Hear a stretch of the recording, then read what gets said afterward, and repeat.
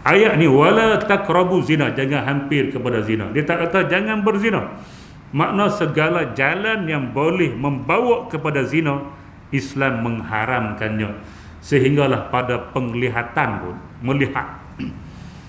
Kita akan baca nanti cuma sebagai mukadimah, melihat pun Islam suruh jaga. Nah, ghaddul basar, dia kata tundukkan pandangan mata. Kullil mu'minin yaghuddu min absarihim. Surah An-Nur. Wahai Muhammad, katakan kepada orang-orang beriman lelaki ni, yaghuddu min absarihim, hendaklah mereka menjaga pandangan mata mereka.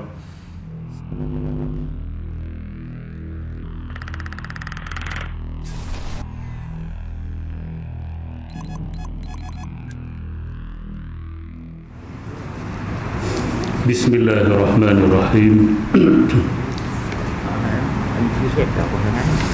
Assalamualaikum warahmatullahi wabarakatuh.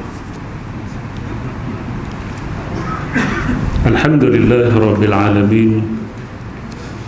Wassalatu wassalamu ala ashrafil anbiya'i wal mursalin wa ala alihi wa ashabihi ajma'in. Subhanaka la ilma lana illa ma 'allamtana innaka antal alimul hakim. Qala rabbi shrah li sadri wa yassir li amri wahlul 'uqdatam min lisani yafqahu qawli, amma ba'd.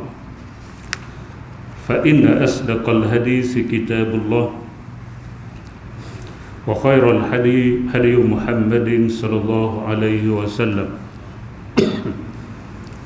wa syarrul umuri muhdatsatuha wa kullu muhdatsatin bid'ah wa kullu bid'atin dhalalah wa kullu dhalalatin finnar.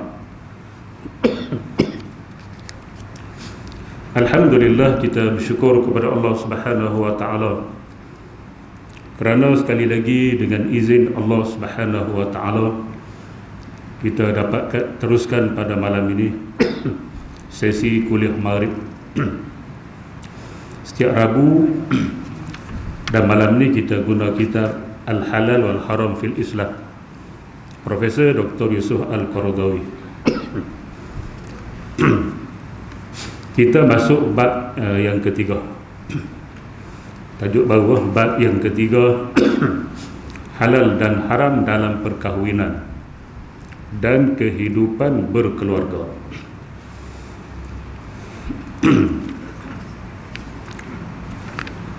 Muka surat 264. Baik, tajuk ni agak panjang lah dah tuan-tuan muslimin dan muslimat yang dirahmati sekalian. Perbincangan dia bab kahwin ni memang panjang, walaupun panjang seronok. Hero senyum lah. Habis bab ni jalan, aku terima nikahnya. Baik, 264 kita tengok dia punya tajuk dia, halal dan haram dalam perkahwinan dan kehidupan berkeluarga. Dia akan bincang empat perkara sahaja. Yang pertama dari sudut gharizah, maknanya naluri semula jadi ataupun keinginan. Yang kedua dari sudut perkahwinan itu sendiri. Yang tiga dalam perhubungan suami isteri, halal haram dalam perhubungan suami isteri. Makna bukan semuanya halal lah. Walaupun kita dah angkat nikah, aku terima nikahnya, ada benda haram kita dengan dia dan dia dengan kita tu ada benda haram. Kena mengaji lah halal haram dalam hubungan suami isteri itu sendiri. Dia pecah dua konsep perancangan keluarga. Kita nak rancang keluarga macam mana, nak dapatkan anak 2 ke 3 ke 4 ke 5 ke 6 ke, boleh ataupun tidak dalam Islam, kita bincang nanti. Yang kedua permasalahan talak. Itu yang ketiga. Tajuk yang keempat ialah hubungan antara kedua ibu bapa dengan anak-anak.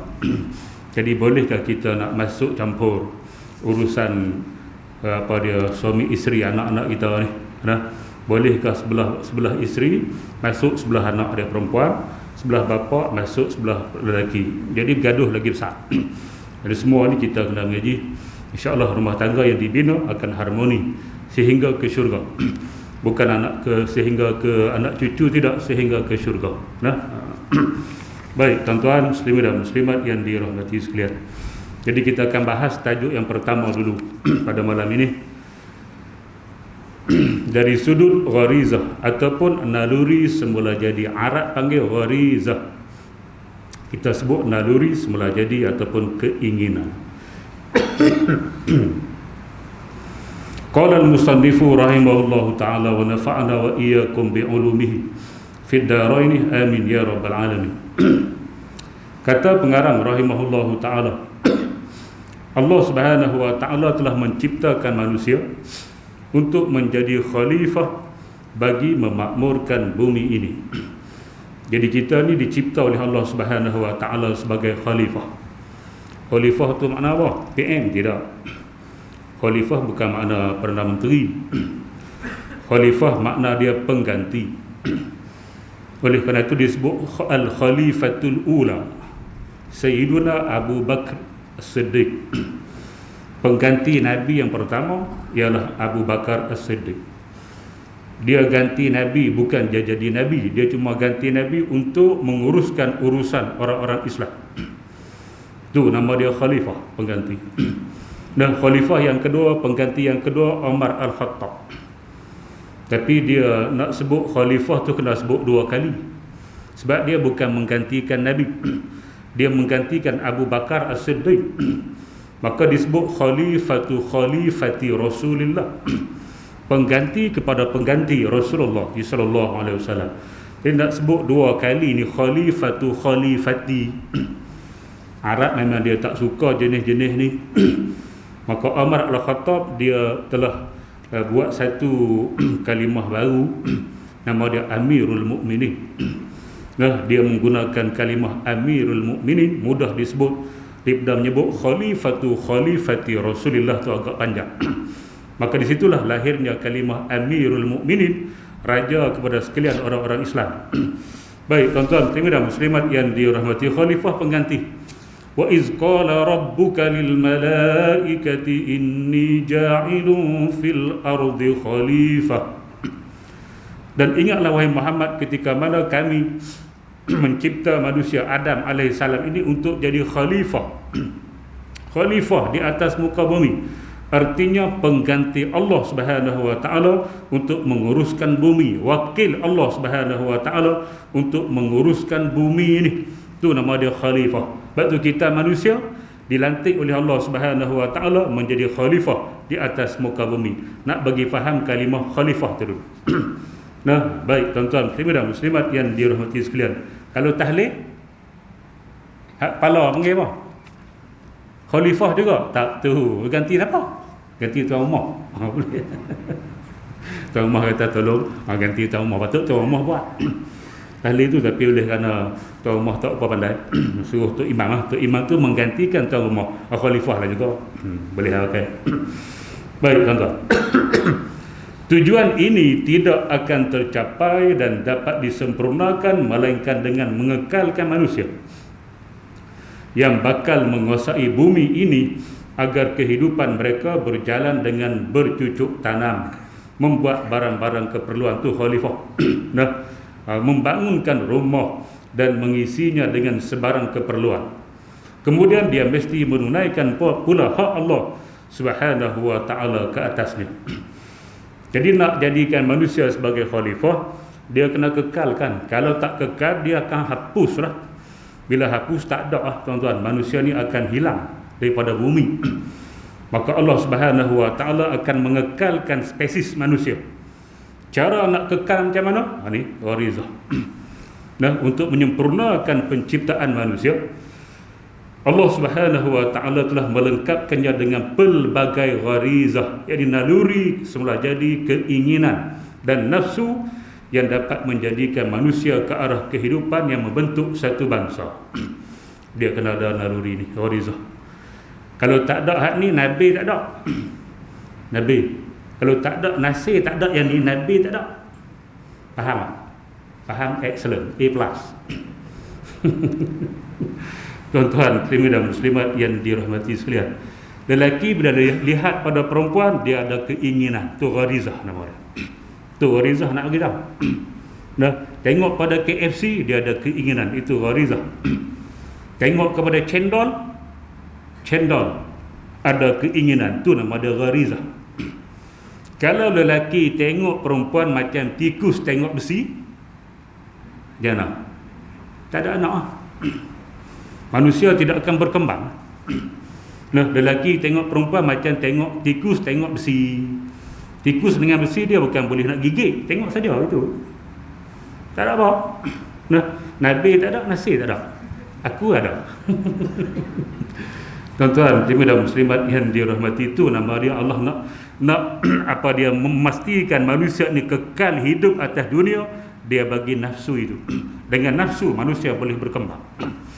Nafsu tu gharizah. Nah, dia mula situ. Jadi hak tak nikah lagi ni kok mana cerita ni? Hak tak nikah lagi kok mana cerita? Tak ada nafsu. Kan tak ada nafsu, dia tak cukup duit lagi. Macam tu lah. Nah, semua ada nafsu, jangan kita tak ada. Ada. Tengok lebay. Takut pergi ke rumah huruk jengkeranya. Baik tuan-tuan dan muslimat yang dirahmati sekalian, naluri itu ada. Nah, tapi bila tidak ada kemampuan, tak apa. Antara naluri, banyak naluri ni.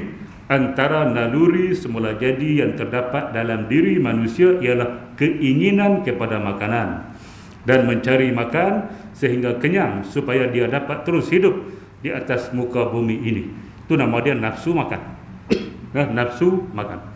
Nafsu makan ini akan diuji oleh Allah Subhanahu wa taala. Nafsu makan, nafsu minum dan nafsu seksual ini akan diuji oleh Allah Subhanahu wa taala di bulan Ramadan. Nah, dia akan uji tiga.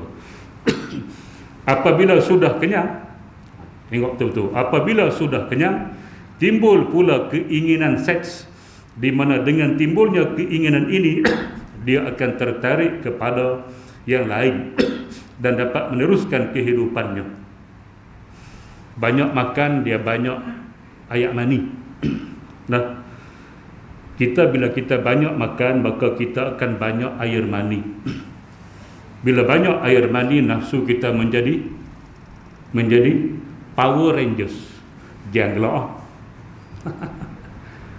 Kurangkan makanlah. Nah, sebab tu Nabi sebut, ya ma'syarasy syabab. Khairul dengar betul-betul. Nah, hadis ni saya tujukan pada Khairul.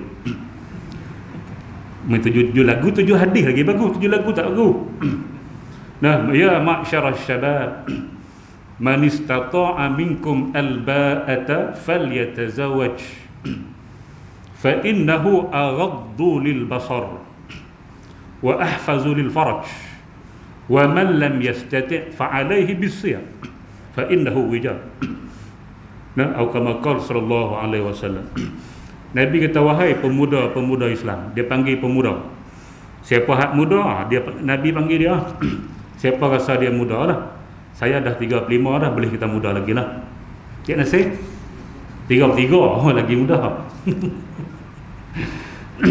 Ya ma'syarasy syabab, wahai pemuda-pemuda Islam, sesiapa yang mampu untuk membayar al-ba'ah. Al-ba'ah ni kita kata belanja kahwin. Nah, hari ni kalau yang biasa-biasa ni tuan-tuan, anak-anak dara yang biasa-biasa ni kira atas 10, bawah 20. Bawah 10 jangan cari hidup. Di Tualang ada bawah 10, Tualang. Ada nak pergi cari 3. Ada bawah 10. Ada. Tu Tualang. Tualang 3 jangan tanya. Nah, bawah 10 ni zaman 70-an, 80-an, 90-an tu bawah 10. Saya menikah 3,000 lah. Cik Nasir, jangan malu cerita. Tak ada dah lah ni. Atas 10, bawah 20. Ni biasa. Artis jangan tanya 100,000 jangan tanya. Nah, orang biasa ni. Bawah 10, atas 10, bawah 20. Kalau kita dah ada 20,000 kita kata. Satu lagi, kita ada kemampuan, kita dah ada kerja, ada gaji tetap yang boleh nak sara bini kita, seterusnya anak-anak yang bakal lahir. falyatazawwaj, nikahlah tunggu bawi. Lembu 9 ekor. Bola lembu 10 ekor, jual 2 ekor boleh nikah 16,000. Tuan-tuan dan muslimat yang dirahmati sekalian, nikah Nabi suruh, bukan saya. Nabi suruh falyatazawwaj. Naklah dia berkahwin. Sebab apa? Fa innahu aghaddu lil basar. Kerana perkahwinan itu lebih memelihara pada pandangan mata.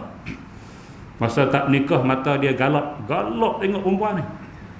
Nah, Nabi tengok duk galak Orang panggil mata keranjang. Mata keranjang pada dia nasi. Lihat perempuan bawa keranjang. Tu keranjang. Ranjang tu ranjang pada. Hero, ranjang pada. Katilah. Tengok perempuan bawa dia naik atas katil dari segi khayalan dia. Dia berkhayal. Tengok perempuan cantik balik rumah khayal. Peluk perempuan tadi bawa pergi atas katil. Itu nama dia mata keranjang. Tu bahaya. Sebab tu Nabi sebut bila kita menikah ni fa innahu aghaddu lil basar. Perkahwinan itu lebih memelihara kepada pandangan. Makna kalau kita lihat perempuan di luar, kita bekerja mesti keluar. Kalau kita melihat, kita balik, kita ada isteri kat rumah. Tak ada masalah, selesailah masalah tu. Nah, case close. Hero, case close.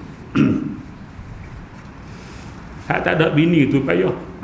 Nah, kes rogol banyak mana, kes rogol. Kes tu dia nak nikah tak boleh, rogol. Bukan sekadar rogol manusia, lembu dia rogolnya. La ilaha illallah. Kat di Terengganu umur 50, rogol kambing, mati kambing. Pecah dah. Jangan. Yang belah kambing. La ilaha illallah. Tu gharizah. Tuan-tuan, muslimin dan muslimat yang dirahmati sekalian. Sebab tu cukup al-ba'ah, perbelanjaan itu menikahlah kata Nabi. Kerana dia lebih menjaga pandangan mata. Wa ahsanu lil faraj, dan lebih memelihara kemaluan. Mana dia tidak akan merogoh, dia tidak akan zina.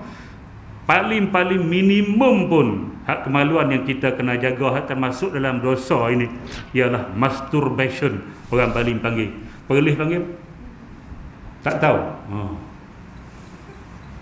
Masturbation. Terjemah Melayu pun masturbasi. Ayat liuk basi ke apa? Kok ke kampung-kampung dia panggil melancap. Yang saya tahu tak? Yang tu famous lah dalam kalangan pelajar ni. Pelajar remaja 15 ke atas. Ni penyakit paling utama. Melancap, masturbation. Walaupun dia tak kena sebat macam zina, tak kena rejam macam zina, tapi dia tetap berdosa ikut pandangan jumhur ulama. Haram. Kecuali tempat-tempat tertentu yang diharuskan darurah. Bila tunggu sampai masa aku cerita. Sabar nah. Baik, tuan-tuan dan muslimat yang dirahmati sekalian. Jadi tak boleh. Kita tak boleh merogol, tak boleh zina, tak boleh melancap pun. Tak boleh. Itu kehormatan yang perlu dijaga. Maka bila kita dah kahwin, benda tu case close. Hero nah.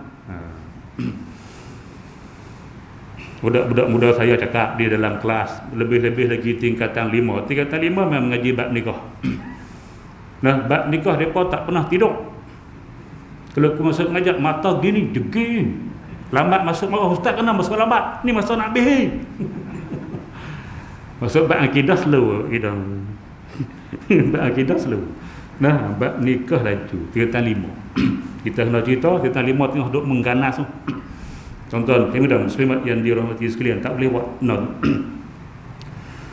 Dia boleh, kalau dari segi saintifiknya, kajian WHO dia boleh menyebabkan mata jadi kelabu.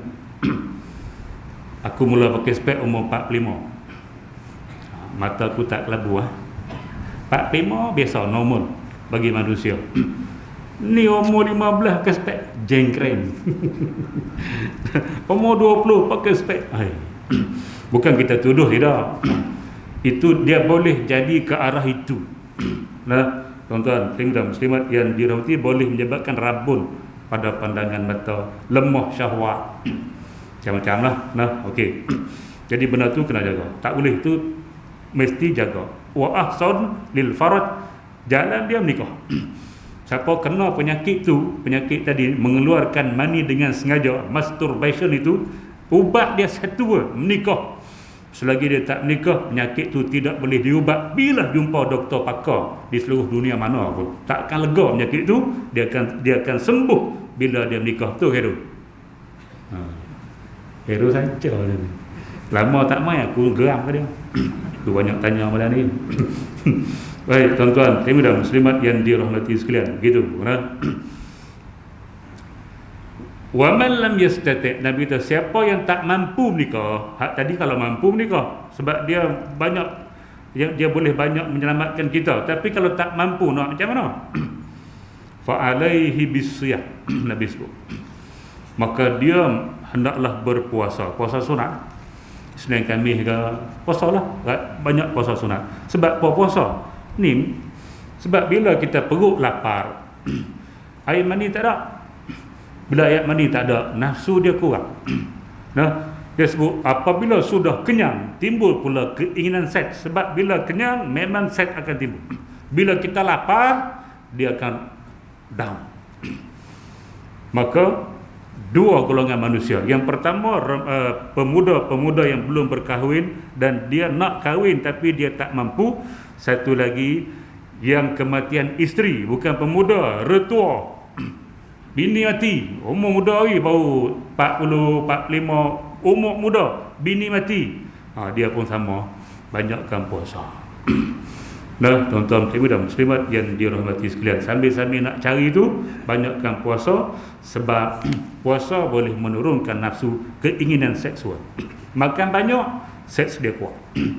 Baik tuan-tuan, dia akan tertarik kepada lain dan dapat meneruskan kehidupannya. Naluri semula jadi ditempatkan di dalam jiwa manusia yang menjadi tempat penyaluran untuk menjalankan peranannya dan memuaskan keinginannya.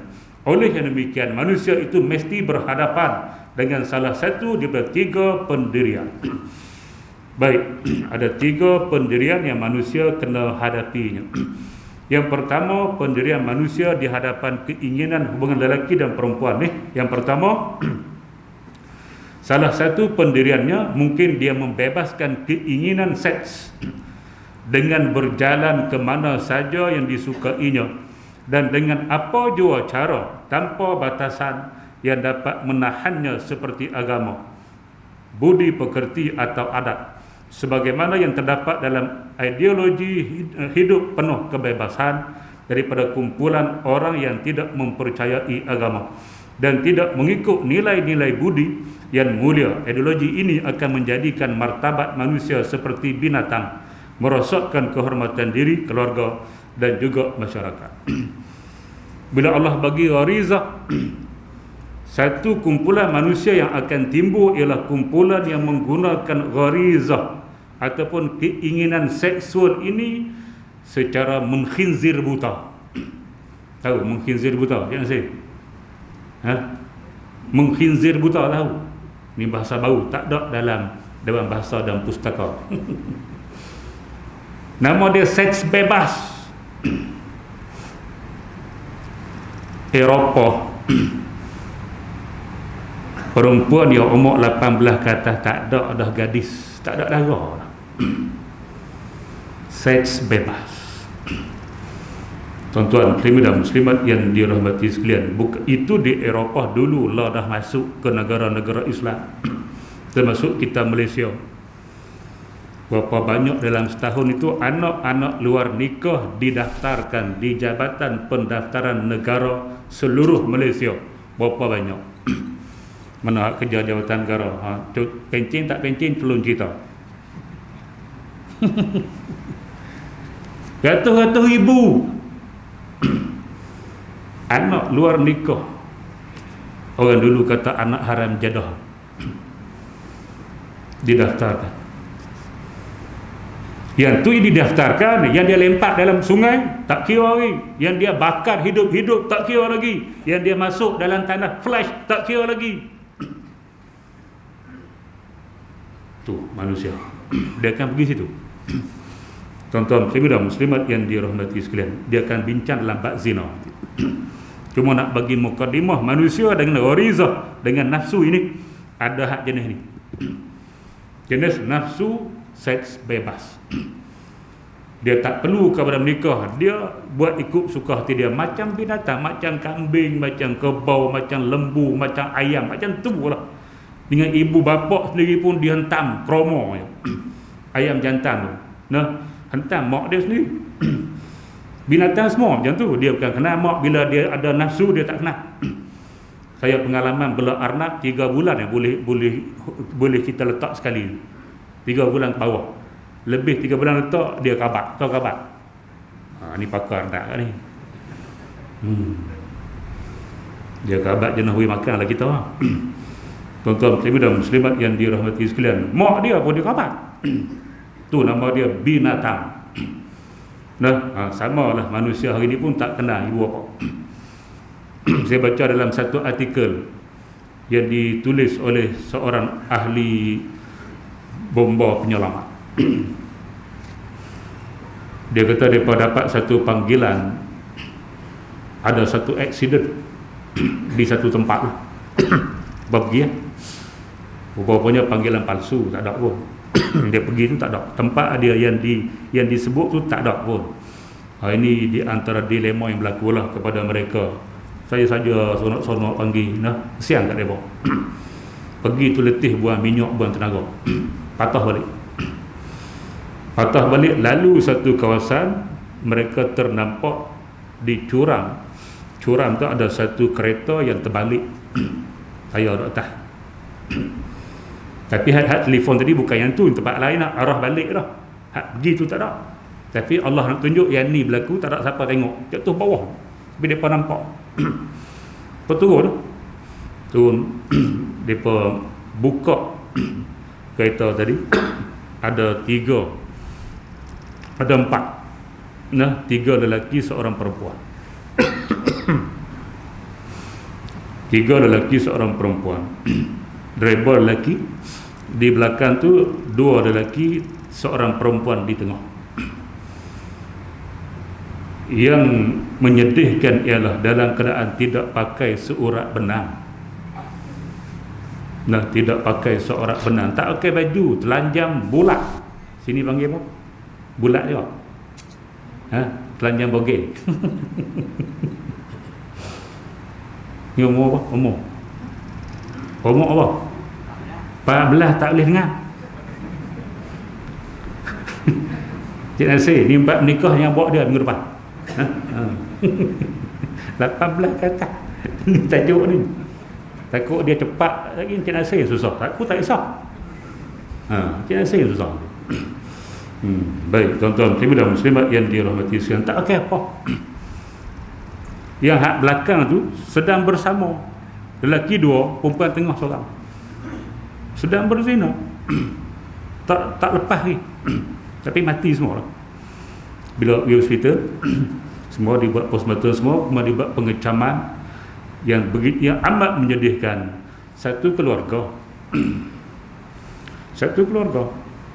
driver tu bapak dia, hak belakang tengah perempuan tu ibu dia, hak kiri kanan anak lelaki 2 zina dengan mak. Tu nak cerita. Benar tu berlaku. Tuan-tuan dan muslimat yang dirahmati sekalian. Tapi inilah disembunyikanlah benda-benda macam ni, aib. Jadi kita kena ingat, sebagai bapa kita kena jaga sungguh anak lelaki pun kena jaga, lebih-lebih lagi anak perempuan. Anak lelaki tu kalau dia buat, dia tak nampak pada dia. Nak nampak tunggu umur 45 tu baru nampak mengandung. Masa dia muda tak nampak, nipis perut. Nipis perut, tak nampak. Dia nak nampak buncit perempuan.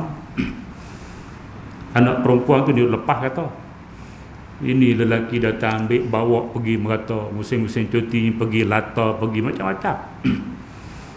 Tuan-tuan muslimat yang dirahmati sekalian, penuh di taman-taman rekreasi penuh. Ambil iktibar lah. Kalau Allah boleh buat di Selangor, tak ada masalah dia nak buat di Kedah. Tuan-tuan muslimat yang dirahmati sekalian, tidak dijangka Selangor mana pernah jadi. Tapi bukan kita nak tuduh, kita ambil iktibar. ambil iktibar. Jangan jadikan rumah Allah ni kosong.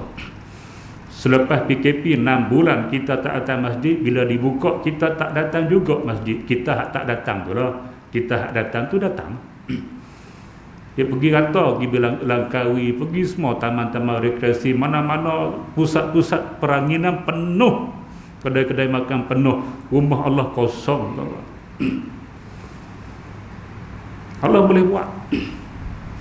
Innallaha ala kulli syai'in qadir. Dia sangat berkuasa. Dalam masalah ini jaga betul-betul lah. Kita sebagai ketua keluarga, ar-rijalu qawwamuna 'alan nisa, lelaki adalah pemimpin kepada perempuan dan pemimpin kepada ahli keluarganya. Pastikan anak-anak dia tidak bebas keluar. Lebih-lebih lagi yang perempuan ikut lelaki, pergi sana, pergi sini, peluk sana, peluk sini. Tu nak bawa, jangan bawa. Bahaya. Nah, tuan-tuan dan muslimat yang dirahmati Islam gitu. Itu ambil iktibar, apa-apa berlaku pun ambil iktibar. Kalau boleh berlaku tempat mereka, tempat kita, tidak ada masalah bagi Allah Subhanahu Wa Taala untuk buat benda yang sama, bahkan lebih teruk daripada itu, dia boleh buat. Nah, ambil iktibar. Baik, tuan-tuan dan muslimat yang dirahmati sekalian, seks bebas ini tajaan Yahudi laknatullah, kata 5S tu. Di antara 5S, selain daripada song, selain daripada smoke, seks. Mereka menaja seks bebas. Nah, tak payah duk nikah. Nikah ni mahal, sampai belasan ribu, puluhan ribu. Hampa menikah dulu, tak payah duk angkat. Lepas tu baru angkat, baru dia murah. Tu Cik Nasir. Okey, kita akan bahas dalam bab zina. Ini sebagai mukadimah. Baik, itu satu golongan manusia bila berhadapan dengan naluri, dengan keinginan seksual, dia akan gunakan sebebas-bebasnya, dinamakan sebagai seks bebas yang tidak ada batasan. Baik, yang kedua pula, dia lawan hak pertama. Yang kedua, pendirian yang lain adalah kemungkinan dia menanam dan mematikan keinginan seksnya. Mati terus. Hak tadi guna sebebas-bebasnya, yang ni matikan terus seks dia. Sebagaimana yang terdapat dalam ideologi orang yang memandang rendah hubungan seks sebagai sesuatu yang menjijikkan, seperti golongan kaum Mano dan rahib-rahib Kristian. Padri-padri tak boleh nikah kan? Siapa matikan seks dan yang seumpama dengannya. Pendirian ini akan mencacatkan naluri semula jadi yang diciptakan oleh Tuhan untuk manusia, serta membatalkan fungsinya, di samping menentang manusia, di samping menentang hikmat Tuhan yang telah melengkapkan seks itu dalam diri manusia dan fitrah penciptaannya. Malah ianya juga melanggar aturan hidup yang menggunakan keinginan ini untuk meneruskan perjalanan hidup manusia. Allah cipta manusia bagi keinginan ini, gharizah ini, untuk meneruskan kelangsungan hidup generasi manusia. Tiba-tiba kita matikan dia, nanti tersekat generasi manusia, tidak boleh mati. Nah, nama dia kasih. Tuan-tuan, khasi, kalau untuk binatang namanya khasi. Nah, kambing kita khasi dia. Kita sebut kasihlah hak Melayu mudahid. Kita kasih kambing. Lepas tu dia akan jadi gemuk, jadi gemuk, jadi gemuk, ala-ala Undertaker sebelah tu. Lembu kita kasih, gemuk, gemuk, gemuk sebelah. Sebab kasih, bila kita kasih, dia sudah tidak ada keinginan, gharizah dia, kita matikan. Bila kita matikan, dia tak payah fikir betina. Dia tak payah fikir betina, dia fikir makan minum tidak, makan minum dia gemuk. Tu kira duduk kejar, dia tak gemuk, dikejarnya menuju 4 belasan. Sungguh dia main mengajar ni, kuruh dia. Bila kita matikan keinginan dia, dia gemuk. Dia tak fikir, dia tak ada lintasan nafsu, tidak ada. Maka dia akan makin gemuk, makan gemuk, makan gemuk. Kita ambil daging dia. Bolehlah, sebab dia tu binatang yang dimakan. Tuan-tuan dan muslimat yang dirahmati sekalian, bolehkah kita nak kasih kucing? Kira banyaknya kucing, nah, bila banjir je nak selamat. Tuan-tuan, nah, bolehkah kita nak kasih kucing? Nak bagi dia tidak membiak. Tuan-tuan dan muslimat yang dirahmati sekalian, kucing Siapa belah kucing betina, pilah kasih, mandulkan dia. Ratus-ratus ringgit jugalah kena buat lah. Saya buat. Saya tak nak bagi beranak. Saya bagi beranak sekali, saya buat. Mandulkan dia. Nah, kita mandu, kita selesai. Lepas tu kita lepas pun tak ada masalah. Jantan mana nak kejar lah. Tak ada dia tak mengandung lah. Dan kita dah mandukan dia. Hak jantan boleh mandu. Kunci jantan. Ni dua, kalau kambing tak apa, kita boleh makan. Ni kucing gemuk pun kan boleh sembelih. Tak ada mazhab kata kucing tu boleh makan. Nah, tuan-tuan dan muslimat yang dirahmati sekalian. Jadi kucing pun boleh dikasih. Tapi nak kasih masa mana? Masa dia belum akil balik. Tahu dia lah. Apa umur je nasi? Kucing belum akil balik.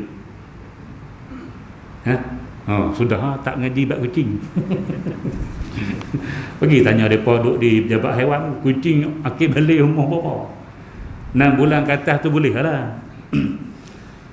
Mana masa belum akil balik, artinya dia tidak ada nafsu. Nah, dia tengok kucing betina, dia tak nak hambat air. Dia cuma mencung gitu lah. Masa tu kita kasih, tak apa. Lepas tu dia terus tak ada nafsu lah. Tapi kalau ada nafsu dah kita pergi kasih dia, jangan lah. Jadi dosa lah kita balik. Dia dah ada nafsu, duk kejar pun tina dah. Sehari 5 ekor kejar. Tiba-tiba pergi kasih, jengkreng dia. Tu mana jengkreng. Nah, tetapi kalau kucing tu, kalau kita tak kasih hak jantan ni, dia suka kencing atau sudah. Dia pergi tayar kereta, ngajar. Mana? Pergi tayar motor, pergi dinding mari kita, jubah kalau gantung panjang pergi jubah, jubah. Tuan-tuan kejemur jubah, lipat ke atas, sangkut sini jubah, kaki jubah. Turun bawah nanti dia pergi, jubah. Jahat kucing ni. Tempat lain luas lagi saja tak nak. Potong bang. Kasih. Nah, kau nak buat masa dia belum akil balik lah. Belum dia ada nafsu tu buat. Bila dia ada nafsu tu masalah. Dia akan boleh pergi pada haram ataupun sekurang-kurangnya makruh. Nah, binatang ni, hati-hati. Tuan-tuan, dan muslimat yang dirahmati sekalian. Baik. Jadi golongan yang kedua, mematikan nafsu. Yang ni dia akan bercanggah dengan tabi'i ataupun tabiat manusia. Manusia tak boleh. Bila dia nak matikan nafsu, dia tak boleh. Sebab manusia bukan boleh buat macam kucing tu. Bukan boleh buat macam kambing tu nak matikan nafsu. Dia cuma matikan begitu. Dia cuma berpuasa gitu je lah. Tak boleh. Nah, sebab tu bila kita baca banyak berlaku sumbang mahram. Kesumbang mahram, berzinaan jugalah di antara orang-orang yang mengatakan mereka mematikan nafsu, tapi sebenarnya nafsu mereka tidak mati sebenarnya.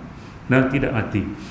Akan berlaku secara tersembunyi, benda tu akan berlaku, orang tak tahu. Sebab nafsu memang tak boleh dimatikan. Baik, tuan-tuan, dan muslimat yang dirahmati, selagi mana kita makan dan minum, nafsu tak boleh mati. Kecuali kita ni berpuasa sepanjang hidup, hari-hari puasa, siamud dahr, puasa sepanjang hari, mungkin boleh mematikan nafsu, tapi tidak seluruhnya. Dia masih ada, cuma tidak kuat, tidak Power Rangers yang tu je.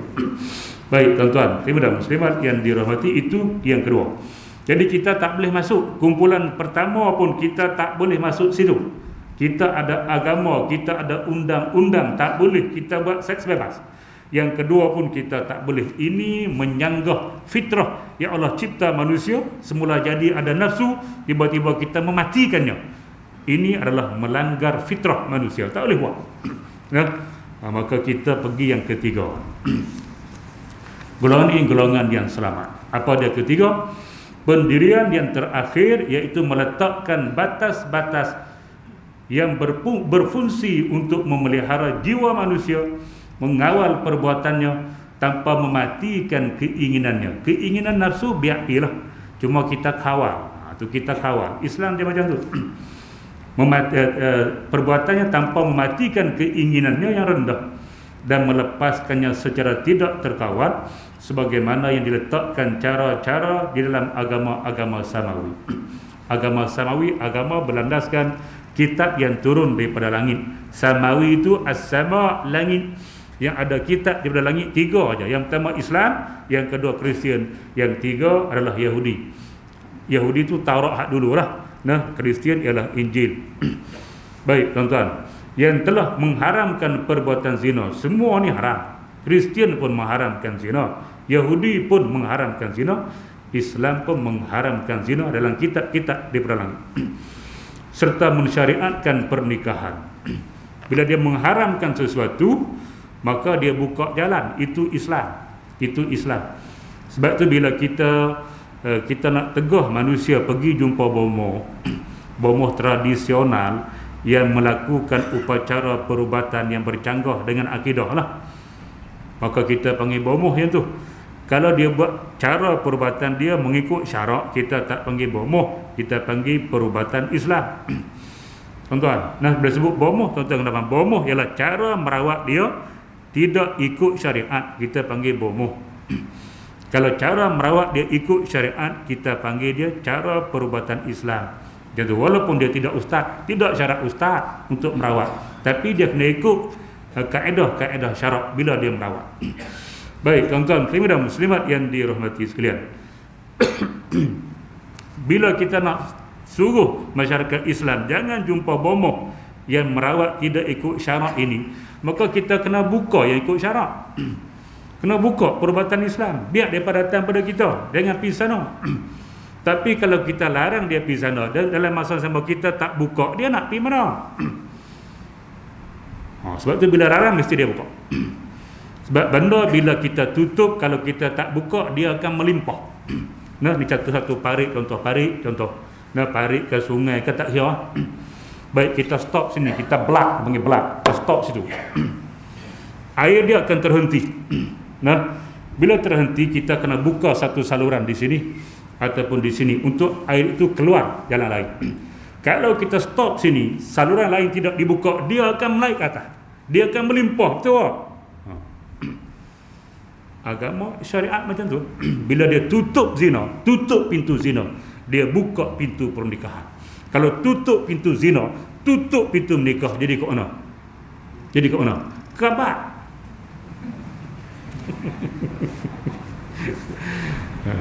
Nah, bahaya. Islam gitu, dia tutup zina, dia buka pernikahan.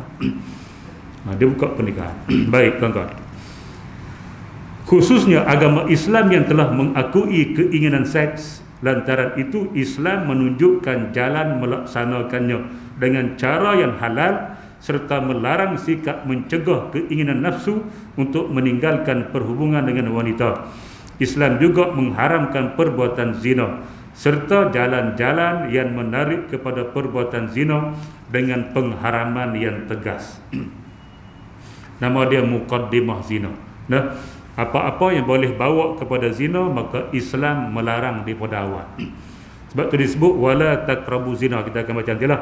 Wala taqrabu zina innahu kana fahishatan wa sa'a sabila. Jangan kamu menghampiri zina. Dia tak sebut wala taznu, jangan berzina. Kita tak jumpa ayat wala taznu, jangan berzina. Yang kita jumpa la yaznun ada. Di antara sifat-sifat ibadur rahman, hamba Allah yang bersifat rahman, di antara sifat mereka ialah wala yaznun, mereka tidak berzina. Nah, surah Ar-Rum. Surah Ar-Rum apa? Lupa dah. Tuan-tuan muslimin dan muslimat yang dirahmati sekalian. Al-Furqan, nah surah Al-Furqan. Ayat ni wala taqrabu zina, jangan hampir kepada zina. Dia tak kata jangan berzina. Makna segala jalan yang boleh membawa kepada zina, Islam mengharamkannya. Sehinggalah pada penglihatan pun, melihat. Kita akan baca nanti cuma sebagai mukadimah, melihat pun Islam suruh jaga. Nah, ghaddul basar, dia kata tundukkan pandangan mata. Kullil mu'minin yaghuddu min absarihim. Surah An-Nur. Wahai Muhammad, katakan kepada orang-orang beriman lelaki ni, yaghuddu min absarihim, hendaklah mereka menjaga pandangan mata mereka. Sebahagian pandangan mata, mana hak benar halal tengoklah. Hak haram tu jangan tengok sebahagian. Yang halal tak boleh tengok, yang haram tak boleh, yang halal boleh. Tu doktor sebahagian. Min absarihim, sebahagian pandangan. Hak haram tak boleh. Begitu juga wa kullil mu'minat, katakan juga pada orang-orang perempuan yang beriman, yaghdudna min absarihinna, hendaklah mereka menjaga sebahagian daripada pandangan mata mereka daripada melihat benda-benda yang haram. Nah, tuan-tuan muslimin dan muslimat yang dirahmati, melihat benda haram ialah melihat kepada aurat lelaki dan wanita haram. Sebab itu satu pepatah Arab menyebut an-nazratu fabtisamatu fakalamun fasalamun famau'idun faliqa'un. An-nazratu, pertama sekali ialah dia melihat kepada seorang perempuan. Contoh, seorang lelaki muda melihat kepada seorang perempuan muda juga. An-nazrah, jadi melihat, selepas dia melihat fabtisamah, maka dia senyum tengok perempuan. Takkan tak senyum tengok perempuan? Mesti senyum tengok lelaki, tak senyum perempuan senyum. Nah, melihat kemudian senyum. Senyum ada makna tu. Fabtisamatun fakalamun, maka dia mula menyapa. Assalamualaikum. Tak nombor telefon dia. Tu fakalamun. Fasalamun fakalamun, maka dia menyapa, dia mula cakap. Hak geng-geng muda tahulah. Nah, masa duduk ngorak dulu saya pun. Universiti dulu duduk ngoraknya tu lah. Nah. Dia minta, lepas dah cakap fa mau'idun, maka buat janji temu. Mau'id tu janji temu. Orang Bali panggil dating. Nah, selepas dia buat janji temu, dating tu, faliqa'un, maka bertemulah. Nah, bertemu, lepas tu bertemu pula, lepas tu bertemu pula, lepas tu jengkreng.